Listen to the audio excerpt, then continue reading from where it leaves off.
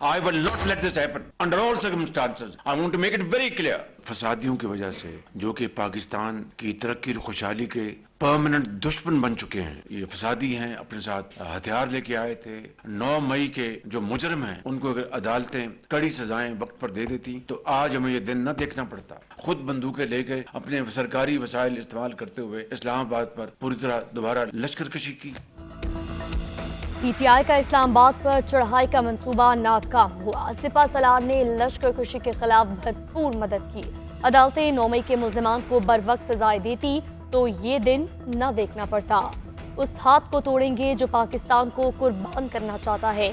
उन फसादियों और मुल्क दुश्मनों को मजीद मौका नहीं देना।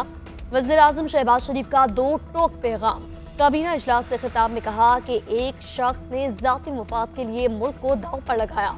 केपी हुकूमत को पारा चनाब पर तवज्जो देनी चाहिए। ये कुरम को छोड़कर इस्लामाबाद पर चढ़ाई करने आ गए। ये तहरीक नहीं, तखरीबकारी है।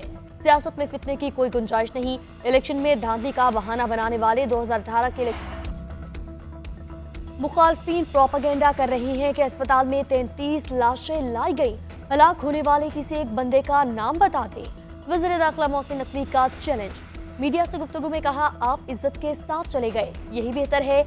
अली अमीन को शर्मिंदगी छुपाने का मौका नहीं मिल रहा। अगर किसी को पत्थर भी लगा हो तो बता दें, हर जगह कैमरे मौजूद हैं। अगर कहीं फायरिंग होती तो सामने आ जाती। अफगान शहरी 31 दिसंबर के बाद बगैर एनओसी इस्लामाबाद में नहीं रह सकेंगे।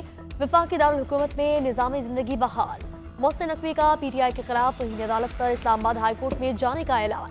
वज़ीर दाखिला और DG Rangers Punjab major general Mohammad Asif का पिम्स अस्पताल का विजिट। जख्मी एहलकारों की आदत की।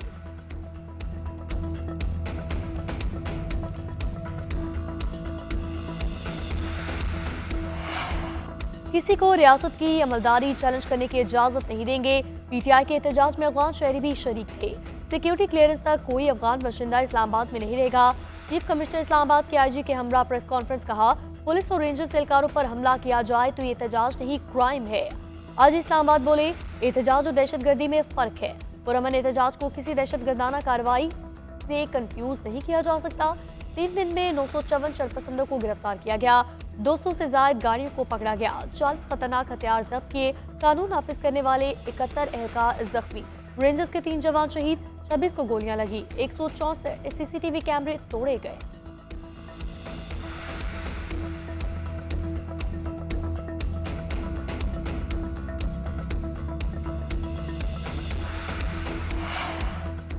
जलाए गए कंटेनर में एहतजाज और हमले की सारी मंसूबाबंदी थी। जली हुई दस्तावेजात का फोरेंसिक कराया जाएगा। पता चलाएंगे कि कौन से सबूत मिटाए गए। वज़ीर इत्तलात अता तारड़ का अली अमीन गंडापुर को नाम बदलकर बगोड़ा रखने का मशवरा। कहते हैं कि अली अमीन गंडापुर बगोड़ा है, दूसरी बार भागा है। बुशरा बीबी और अली अमीन गंडापुर गिरफ्तारी के डर से भागे। आप लोग और आपका नजरिया नाकाम हो चुका। इनके पार्टी ओहदेदार एहतजाज में नहीं थे, अब लाशों का झूठा प्रोपेगेंडा कर रहे हैं। बुशरा बीबी इस नये से आई थी कि खून बहाना है। सादा कपड़ों में पुलिस वाले और सिक्योरिटी एहलकार इनके हमरा थे। वज़ीर दिफा ख्वाजा आसिफ कहते हैं, हुकूमत को बुशरा बीबी का मशकूर होना चाहिए। उनकी जिद पर कारकुन डी चौक पर हमलावर हुए। पीटीआई अगर संगजानी बैठ जाती तो आज भी सड़कें बंद होती, इंटरनेट मुश्किल से चलता और डी चौक पर हमले का खतरा रहता। हुकूमत हरकत में आई तो पीटीआई वाले गाड़ियां, झंडे और बानी की तस्वीरें छोड़कर भागे। गंडापुर कारकुनों के हाथों रुल गया। पीटीआई चेक करे कहीं बुशरा बीबी तो नहीं। तहरीक इंसाफ पर पाबंदी लगेगी और बुशरा बीबी गिरफ्तार होंगी। सेनेटर फैसल वावडा का दावा। कहते हैं कि जल्द तहरीक इंसाफ के मुखलिस लोगों की पीटीआई पाकिस्तान के नाम से नई पार्टी बन जाएगी। बुशरा बीबी ही डी चौक जाना चाहती थी और फिर फरार हो गई। संजानी में जलसा करने पर राजी हो जाते तो शायद इनकी कुछ इज्जत बच जाती। पीटीआई की मौजूदा क़यादत मुंह दिखाने के काबिल नहीं रही। तहरीक इंसाफ से एक गद ने 9 मई करवाया, उसी ने इक़्तिदार में गोली गैंग के बीच सारे काम करवाए। इतने इंतजामात के बावजूद तहरीक इंसाफ डी चौक कैसे पहुंची? क्या उन्हें और खून रेजी के लिए रास्ता दिया गया? मौलाना ने भी सवाल उठाया। लाड़काना में मीडिया से गुफ्तगू में कहा, मुल्क में खून रेजी की सियासत नहीं चल सकती। इस्लामाबाद में कल जो कुछ हुआ उसकी मजम्मत करता हूँ। एहतजाज करने वालों को भी चाहिए तशद्दुद का रास्ता ना अपनाए आज के हालात 8 फरवरी के इलेक्शन की वजह से हैं। इदारों के इलेक्शन से दूर होने से ही सुकून आएगा। केपी और बलूचिस्तान में बदअमनी है, सूबाई हुकूमतें गैर संजीदा हैं।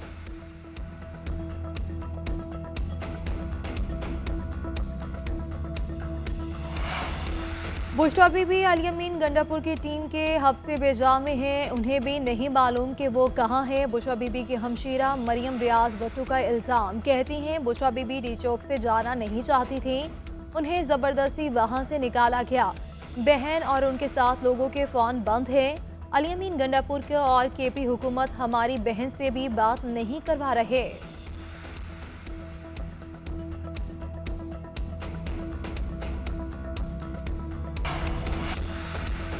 अली अमीन गंडापुर को कुर्बानी का बकरा बनाया गया। बैरिस्टर गौहर और सलमान अकरम राजा कहां थे? पीटीआई की लीडरशिप ने बहुत मायूस किया। क़यादत में मुशावरत और राब्ते का फुकदान रहा। बड़ी तादाद में लोग आए, हमारा कोई प्लान नजर नहीं आया। एहतजाज की हिकमत अमली नाकाम होने पर तहरीक इंसाफ से आवाजें उठने लगी। शौकत यूसुफजई कहते हैं क़यादत एहतजाज की सख्तियां बर्दाश्त नहीं कर सकती तो भाग दौड़ क्यों संभाल रही है? एहतजाज को फाइनल कॉल का नाम क्यों दिया? मुज़ाकरात की पेशकश पर मुशावरत क्यों नहीं हुई? बुशरा बीबी काबिल एहतराम, मगर पार्टी का फैसला पार्टी की आदत ने करना था। अलीमा खान बोली कि कंटेनर की लाइट्स और साउंड सिस्टम शाम को क्यों बंद किया गया? मुकम्मल अंधेरे में लोगों के लिए कोई रहनुमाई मुयस्सर नहीं थी। हमने इल्तजा की मगर जो लोग हिदायत दे रहे थे उनकी तरफ से कोई जवाब न मिला।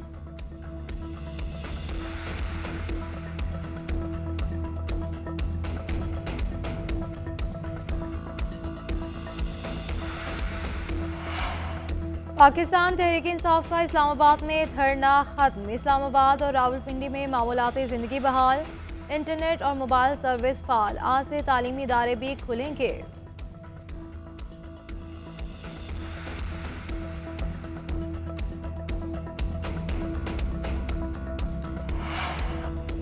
अली अमीन गंडापुर एक ही रास्ते से दोबारा कैसे फरार हुए? लोग पूछते हैं ये इस्लामाबाद पुलिस की नाइली थी या फिर फिक्स मैच था?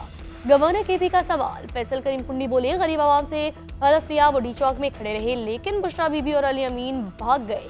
बेहतर होता सीएम केपी इस्लामाबाद में आग लगाने के बजाय सूबे की आग बुझाते। गवर्नर सिंध कामरान टिसोडी ने कहा विफाकी दारुल हुकूमत में अफरा तफरी फैलाने वालों को मुंह की खाना पड़ी। हमारे जादूगर वज़ीर दाखिला ने मुजाहिरीन को वापस भेजा। गवर्नर सिंध की जेल जाने के लिए मुजाहिरीन की जमानत कराने की पेशकश।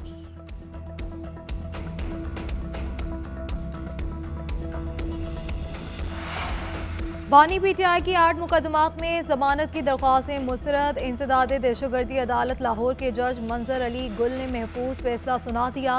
बानी ने जना हाउस, अस्करी टावर हमला और शादमान थाने को जलाने समेत दीगर मुकदमात में दरख्वास्तें जमानत दायर की थी।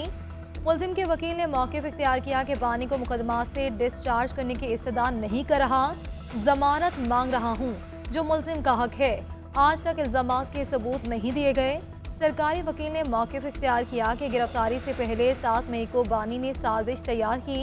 यास्मीन राशिद, असलम इकबाल और दीगर को जलाओ घिराव का मंसूबा बनाकर दिया। बानी बादशाह नहीं, इनका हर जुर्म काबिल मुफाखरा है। बेलारूस के सदर अलेक्जेंडर लुकाशेंको की साबिक़ वज़ीर-ए-आज़म नवाज शरीफ से मरीब में मुलाकात। नवाज शरीफ ने गर्मजोशी से इस्तकबाल किया। मेहमान सदर ने देखते ही गले से लगाया, बार बार मिलते रहे। कहा तवील अरसे बाद आपसे मुलाकात पर बेहद खुश हूँ। नवाज शरीफ और शहबाज शरीफ की जानिब से सदर अलेक्जेंडर लुकाशेंको के एजाज़ में सोहराना। नायब वज़ीर-ए-आज़म इसहाक डार और वज़ीर आला पंजाब मरियम नवाज की शिरकत। बेलारूस के सदर 3 रोज़ा दौरा पाकिस्तान मुकम्मल करके वापस। वज़ीर-ए-आज़म शहबाज शरीफ ने मौसूस मेहमान को अलविदा किया। दौरे के दौरान मुतअद्दिद मफाहमती याददाश्त और मुआहदों पर दस्तखत।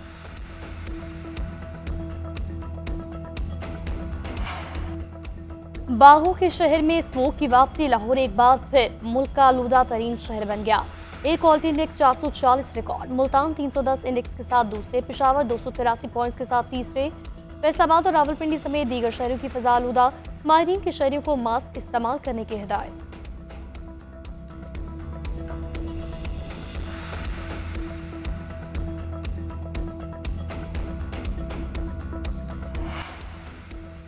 उम्मीद है चैंपियंस ट्रॉफी पाकिस्तान में ही होगी। आईसीसी राब्ते में है, इजलास में वही मौक़िफ़ अपनाएंगे जो पहले था और कौम को मायूस नहीं करेंगे। चेयरमैन पीसीबी मोहसिन नकवी की लाहौर में मीडिया से गुफ्तगू। कहा ये नहीं हो सकता कि हम इंडिया जाकर खेलें लेकिन भारत यहाँ न आए।